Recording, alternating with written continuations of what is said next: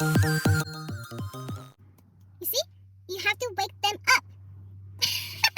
I recommend to watch the whole video because I just remember a tip that I can't believe I almost forgot.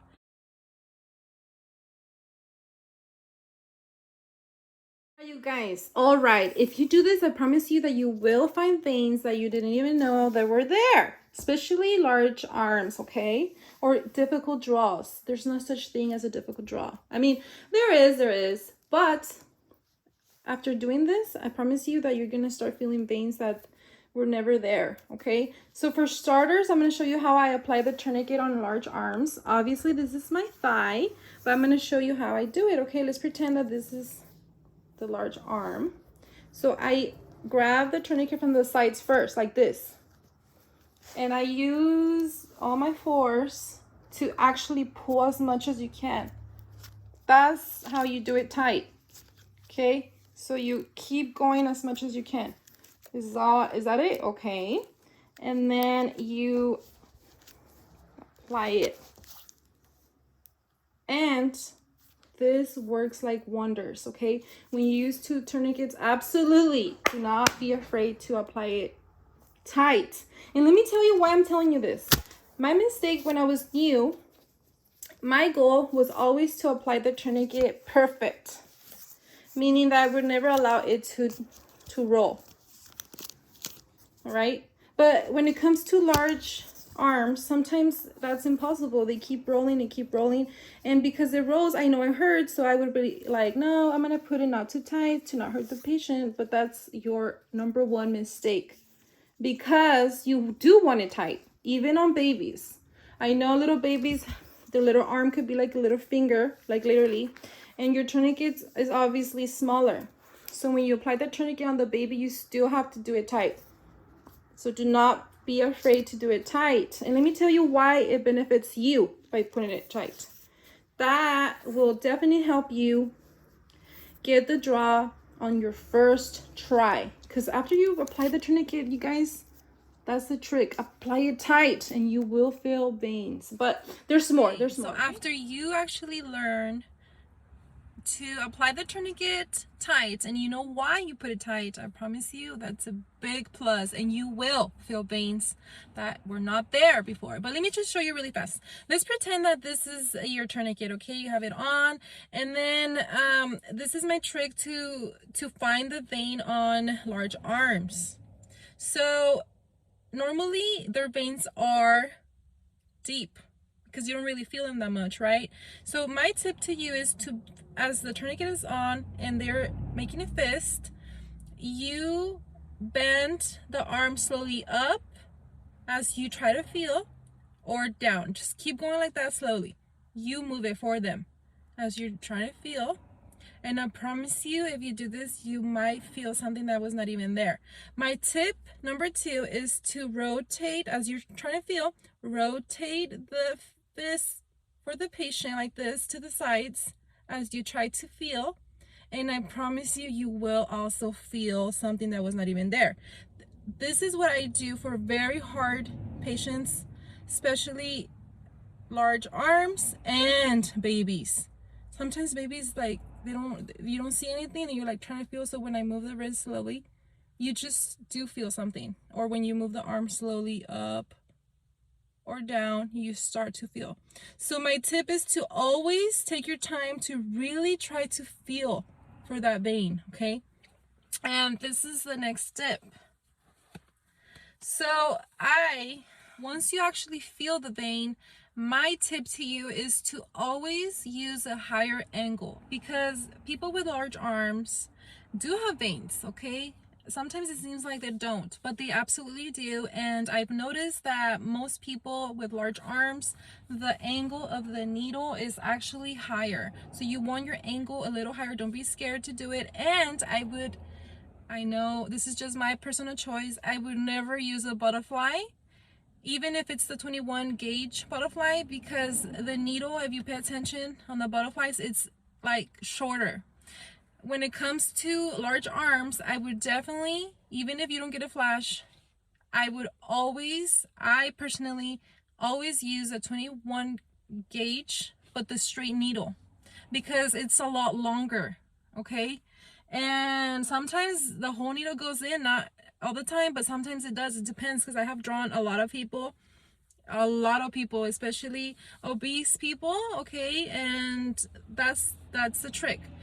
Once you find your vein, go for it on a higher angle, okay? Hope that makes sense, and that will get it for you. Once you're in, and you put the tube in and nothing's coming out, do not give up so super fast. Do not, okay? As the needle is in, always try to pull it out a little bit or a little bit more in, and then the blood will normally flow to the tube, and you would be so glad you did not give up easily. And remember, confidence means that you're willing to try. That's what confidence means. It does not mean that you know everything. No, confidence means that you're willing to try, and you're gonna use that experience, either good or bad, for your next draw. So do not give up. You got this. And let me think about this. So I'm gonna go ahead and give you extra tips for difficult draws, okay? When I used to work at the hospital, you guys, some people would be swollen from their hands, and sometimes over here it's impossible to find anything, especially if they have an IV right here, right? So when it comes to a swollen hand, do not think that you cannot draw from it, because you absolutely can. My tip number one, if it's swollen, eventually, you guys, I promise you that you will memorize where our veins are. Normally, everyone mostly has the same veins. One of my favorite ones is this one on the side. Everyone has, I don't know if you can see it, but this one, mostly everyone has it, even if you cannot see it. So when it comes to swollen hands, what I do is I apply pressure. Okay, I apply pressure where I know there is a vein. Okay, normally this one I go for sometimes because it seems like it rolls less. So I applied pressure with my thumb, and then once you release, you see the swollen, your hand is still swollen, but right there it's not no more, so you can see the vein. Okay, so once you find it, what I do, I grab the alcohol, I wipe it, and I still apply pressure for a little longer.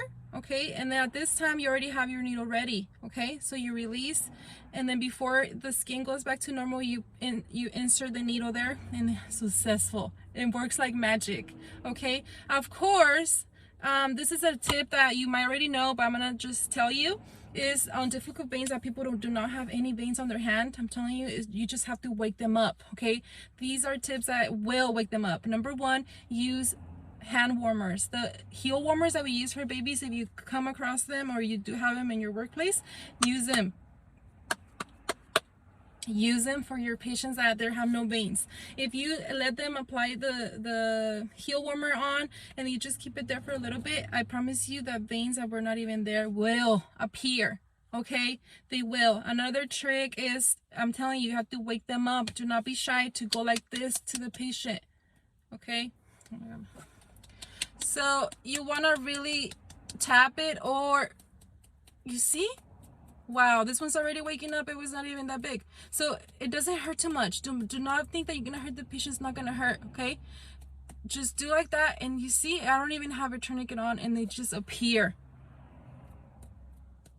You see, you have to wake them up. And so this is the last tip, you guys, and it's a good one. Okay, so when it comes to people who have a history of drug abuse, normally these veins are no longer good. Okay, even if you try, sometimes they're not that good. But my tip that I've been successful at is that if you try to follow, let's pretend that this is all scar tissue. Try to follow the vein and go a little bit higher where you still feel it. Go for it and you will get it. Sometimes you can keep following it like on this little area right here, and sometimes you see a little vein or something like right here. It's very rarely, okay, I'm telling you right now, it's very rarely, but it does happen, and this is how I get their blood sometimes. And then I know it's weird, but sometimes you even have to look here for difficult draws, and I would always put a warmer to make it a little better, but I will use a butterfly, smallest needle, and normally it flows right here. I know this is not like normal for people to be drawn, but when it comes to drug abuse people, they don't have no good veins anymore. Like all of these are scar tissue, and normally I become successful when I draw from up here. So basically I follow the vein and I go a little higher where there's no scar tissue, and you will look like a real pro. I've had blood draws where the people have been there for longer. I'm telling you, like over 10 years, over 20 years. You get 2 pokes, you pass it on, okay? So then I come around, because sometimes it's my turn. I'm like, hey, can you please go try? And I get it. It's just a great feeling, you guys. Like, phlebotomy is so rewarding. I hope you guys enjoy this video, and I hope you guys don't forget to subscribe. Bye-bye. See you tomorrow, because I'm gonna be doing daily videos now. That's why I no longer ever feel bad when I miss, and I want you guys to do the same. That's the only, and it's okay if you do feel bad, because that's normal. I mean, I did feel really bad, but now I don't, because even people who've been there for a very long time, I grab their unables. That means that I get a chance to try, and I normally do get it. So when I don't get it no more, I do not feel bad, and I will never feel bad, and I don't want you guys to ever feel bad too. Okay, bye-bye. That's why we always go by feel. We never go by what we see. Once you feel like a bouncy vein there, you could tell the difference is bouncy and is not bouncy, then go for it, okay? Because the moment that you start to doubt yourself, and I'm just telling you from my personal experience, the moment that I would just doubt myself, that was a moment I will miss, okay? So just keep that in your mind, and that's why you have to be confident. And again, confident means the will to try. When you could tell it's a difficult draw, make sure you take your extra minute to check both arms, okay? Because one of my mistakes as a new phlebotomist, I would check one arm, okay? And then I'll be like, okay, I feel something. I could tell it's hard, but it's fine. I'll go for it. And then I would miss, okay? And then I would go to the other arm, and guess what? That arm was so deliciously beautiful. And you would be like, wow.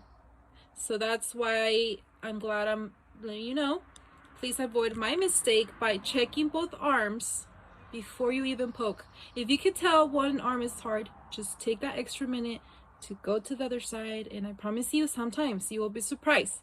You'll be glad, because I just remember a tip that I can't believe I almost forgot, is to always do not forget, and it's a simple one, do not forget to anchor, okay? Because when you anchor, if you know what anchoring is, you should, if you're a phlebotomist, it keeps the vein in place, so you will not miss. As a new phlebotomist, you might forget to anchor, to be honest, because I would forget it all the time. But now I make sure I do not forget, because anchoring will do the trick. It will. It's like sometimes that's all you need to have a good anchor. Like, thank you so much. Comment down below if any of my tips were actually new, or even if you already knew. Okay, the double tourniquet, let me just tell you a quick story. OG phlebotomist, the person who actually trained me, told me about the 2 tourniquets, but I didn't really believe in it until later on. I would be like, okay, fine, I'll try the double tourniquet, and then I couldn't believe why I didn't do it earlier. So yes, do the double tourniquet. It's great. It's great.